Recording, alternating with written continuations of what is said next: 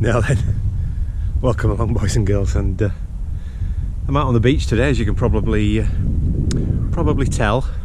And yeah, what we're going to do today is have a bit of a beach metal detect with the Viking. Some people have asked what settings I have, so basically I set it up using the standard hold the coil off the ground 2 inches, hold the red button in, switch the detector on until you hear a faint tone, and then that's you set. Rejection or discrimination I have set at 0, so I find everything, but I listen to the tones. The tones are what matter with the Viking 6. So you can usually tell the difference between iron and anything else. So yeah, just out of interest, if anybody's interested at all. So let me get my headphones on and get this thing switched on, and we'll get going. We'll see what we find. Now we'll see you on the first find. Right, back shortly. Well, first signal, and it's out already. It's in the sand here somewhere. So let me just clip my pinpointer on, and then we'll have a nosy. I think it's around here somewhere. Yeah, it's in there, look. And it's just going to be a hot rock. Never mind that. There you go. One hot rock. Basically, a hot rock is basically a piece of stone, piece of rock that has iron content, and yeah, that's exactly what that does. Sometimes you get coke, gives off a good signal as well, which is from a fire, coke from a fire. So there's not a lot I can do about that. I can't carry rocks off the beach because that would just be ridiculous. So on we go, filling my holes in. There we go. Sand everywhere. Right, off we go. Beautiful day today, as you can see.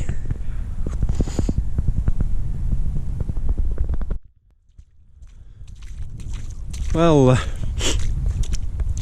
here's what's left of an old shipwreck, or an old wrecked boat anyway. I think this, as I remember rightly, this thing has been sat here for probably at least 100 years. Big pieces of iron everywhere. No idea what that looks like. A kitchen sink, does that actually? That wasn't part of the boat, obviously, but yeah, that's what's left of that. Right, what I've done is I've walked from way over there, because this area is really sparse. There's literally nothing there. And I thought I'd head over this side, come to the shoreline, work my way along, see what we can find, see if there's anything interesting.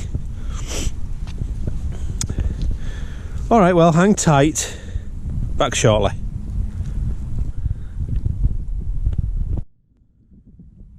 Well, just walking my way up, and this little streamy area, and of course start to see little bits of broken crockery. Pieces of stoneware. There's all sorts here. There's some more stoneware there, probably from a Apollinaris bottle. Some more there, some more there. Yeah, plenty of it. Always a good sign that that people have been in an area. Yeah, there's a top off one where it goes up to the neck there.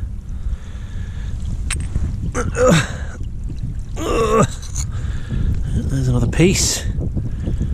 I see a letter on it there, a letter P. You can see that.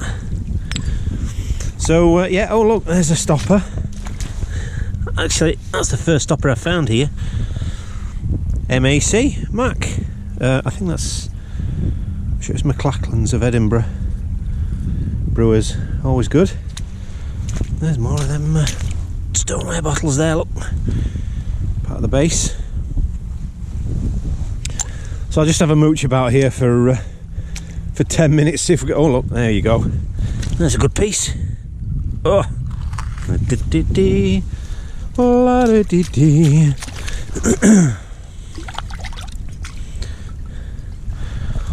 you go. Jorg Kreutzberg. Arweiler. I can't read the last word. But yeah, there you go. Apollinaris, it does actually say. Oh, you can see that it says Apollinaris there. But yeah, there you go. Little bits of history just laying around. Always good to find.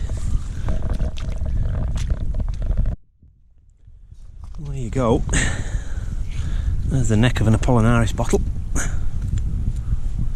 that a pretty thing?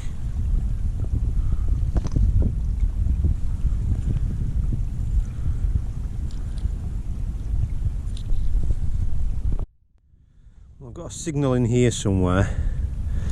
I've also got a bottleneck with a stopper still in it there, look.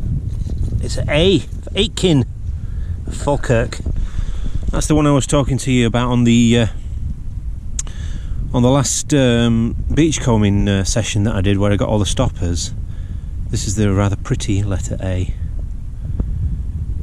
And I believe, if somebody can correct me if I'm wrong, but I believe that's Aitken of Falkirk. It was one of the variations that they had, so I will take that happily. See the top that it's in. There's all sorts of bits of pottery around here, look. That one's number 30, number 22 on there. But yeah, you can see the type of neck that was on. And probably date it to about 1910, 1920, somewhere around there. Cool. Well, there's something I've not seen in a long time. We're not getting many metal detecting finds, I must admit, but yeah, there's something I've not seen in a while.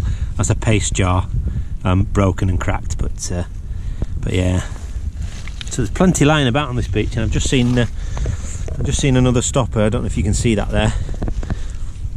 You see it now? Alright, well, I'll show you where it is. Just there. Still in the neck of the bottle.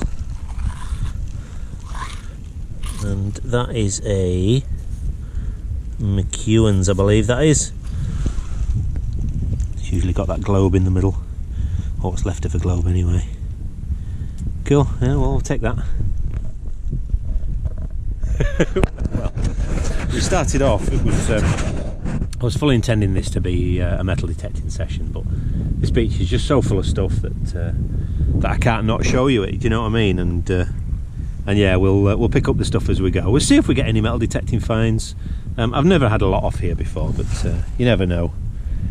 Unless you keep trying, you won't find it, will you? So, right, on we go.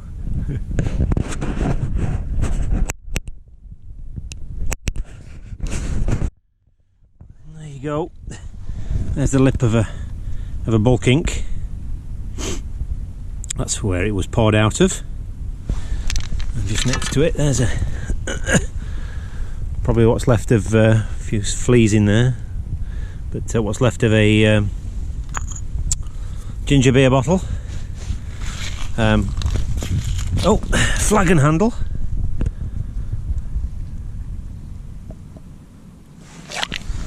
Bones. Just goes to show, I think, oh look, there's a teapot spout. I think what was happening was they were dumping straight onto the beach here. Way back when. There's another bit of a jar. Or ginger beer. It's probably a jar, that one, for the size of it. I don't think that was a ginger beer. It might have been a porter, I would imagine. There we go, there's another piece. Decorated around that one. So yeah, it just gives you an idea of just how much stuff there is here. Like I say, I think this was all dumped directly onto the beach. Lots of volcanic stone as well. It's beautiful stuff, this. Once it's cleaned up and in a fish tank, it does look gorgeous. All sorts of bits of stoneware, pottery everywhere. Bits of glass as well, look. big square jar or bottle. I have to be very careful with broken glass, obviously. After my accident. So yeah, just gives you an idea of how much stuff has been dumped over the years. There we go, there's another one. That's probably a ginger beer bottom. So yeah, all good stuff. Well, there you go. There's what's left of probably an ink. And that looks quite freshly broken actually, because this whole line here is quite clean. It's not had a chance to get this this greeny stuff to grow on it yet.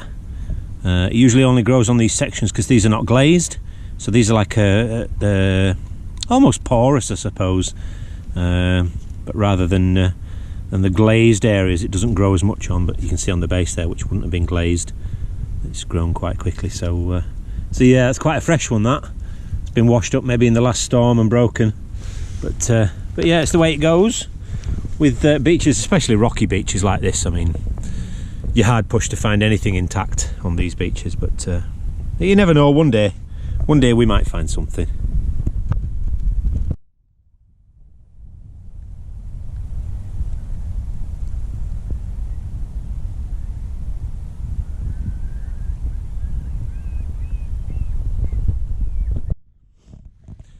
Well, there's an interesting thing.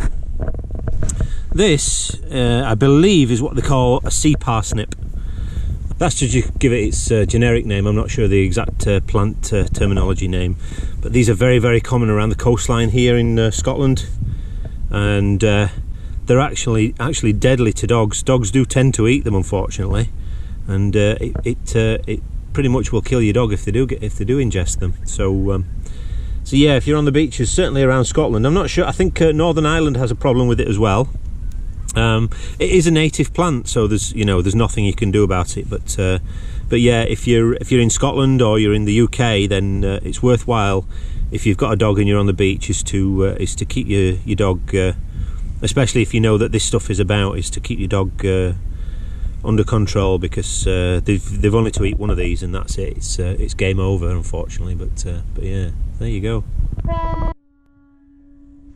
And just as the train sounds its horn, I've shown you the parsnip there. I've just seen something else over here, look. There we go, what are you? That is a little caster wheel. I do collect these. That one's cracked and broken. That's a shame.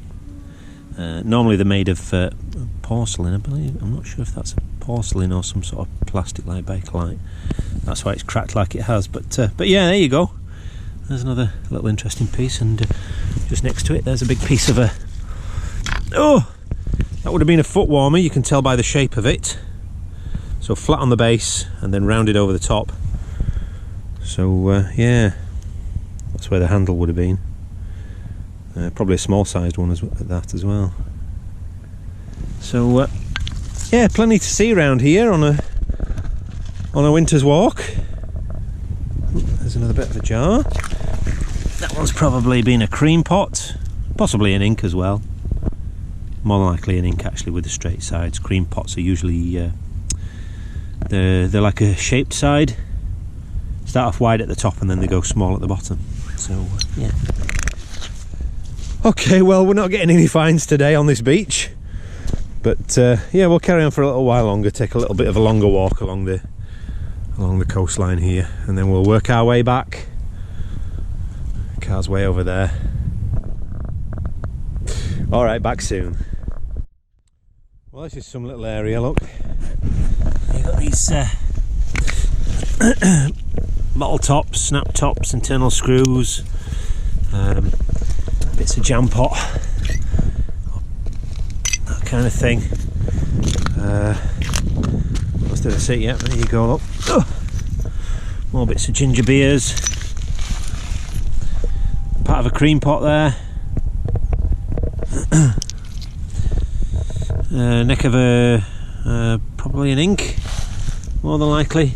So there's a lot of stuff in this little section. All sorts of ages and applied top there.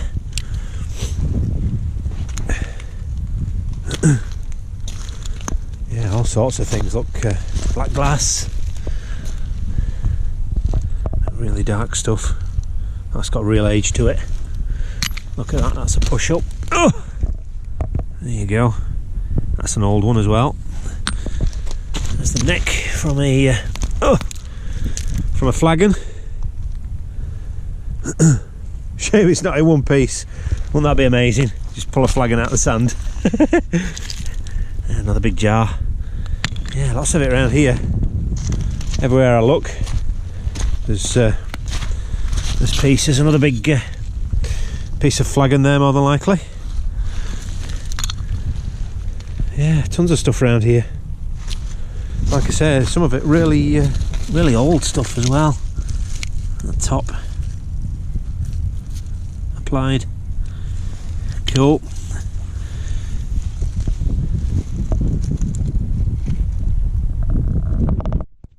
Look at that, I just found that one there, look. I don't know what that would have been from, but it probably would have been nice from that blob top.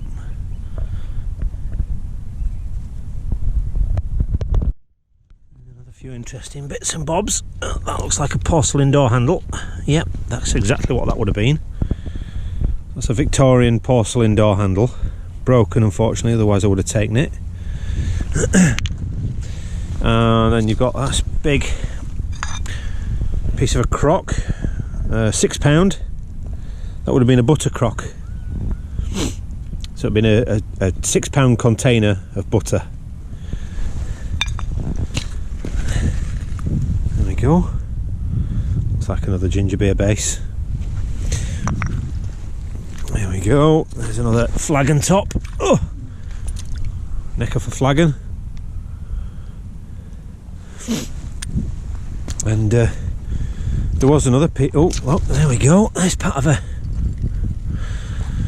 John F. somebody, Alexandria.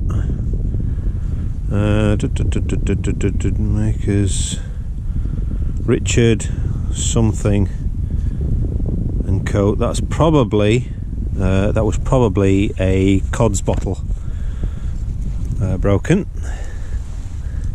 You can see there's just so much stuff here. It is crazy. There is another piece over here I wanted to show you as well. There we go. There we go, look at that. I don't know what that would have been. It's very pretty patterned, isn't it? So yeah, huge mixture of stuff around here. Blue glass. Just a shame none of it's complete. Piece of tin there, possibly from an old tin sign. Those things are quite rare as well, the tin advertising signs. Well, on we go anyway. Oh, there's a mug, I think that's a mug there, that's modern. Oh, I tell a lie. I tell an absolute lie. Well, who is that? Queen Victoria? It's a shame I can't. There's nothing I can do with that because it's a porcelain. Even if I tried to extract that, cut that out, it would just break. Is that Queen Victoria, do you think? Answers down below if you think that's Queen Victoria. I think that's Queen Victoria. What that would have been is anybody's guess, but that is really quite a pretty thing, isn't it? Alright, well, I'm going to leave it there just in case somebody else comes along and they want it. Well, look at this, where I sat my detector down when I was looking at other pieces over there. I never even noticed this. How's about that for a piece of stoneware? That is humongous. Let's see if we can get an idea of size. Let's lay that down there. Now, if that was continuing circular, man, it would have been massive. At a guess, I mean, there's every chance it was possibly less than that, maybe that sort of size, but even so at that size, that would be insanity. What that was, I have absolutely no idea, but wow, it's quite clearly it's been a container of some description. Might have been a water purifier at one stage. The Victorians did have these huge stoneware water purifiers which used charcoal to purify the water, but yeah, there you go. Here's something I don't often show you. There's a brick, and that's actually a glazed brick.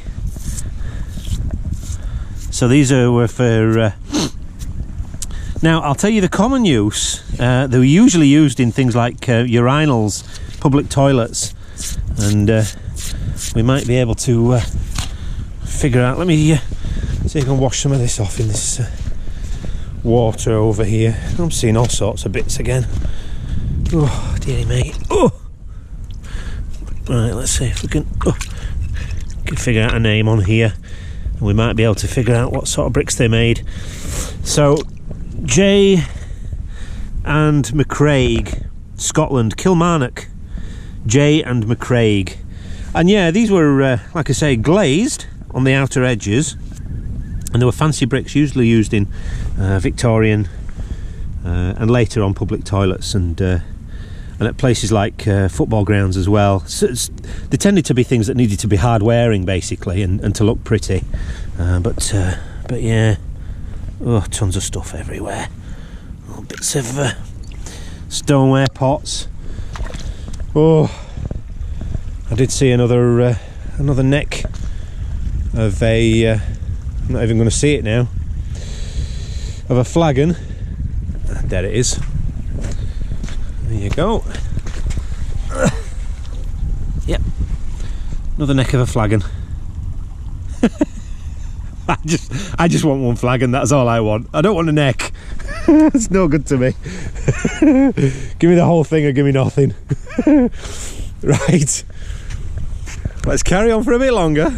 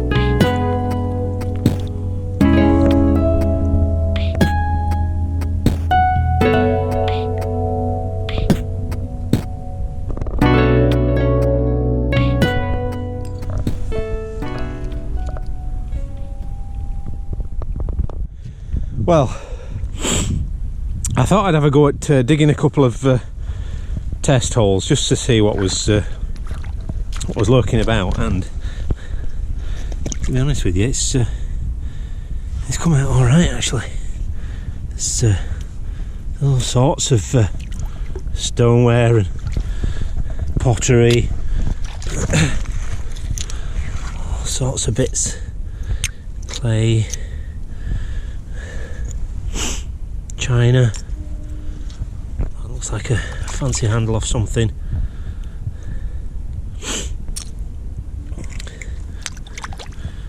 So yeah, it would seem that there's tons of stuff on here. Yeah, but then again, there's only so much of a beach you can dig, to be perfectly honest with you. It takes some doing, and it starts to fill up right and quick. So yeah, there you go. That only spurred me on. It's because I found those bits that spurred me on. I had a bit of a dig over here as well, so there's bits of plate, pottery, pretty designs on it. So yeah, good old mixture of things that are just lying underneath the surface. Oh, one of them stonewares would be nice, but yeah, I don't think we're going to get one of those. And that little ball was quite pretty as well. Or what's left of it anyway. Probably a bull's ball. Right, on we go.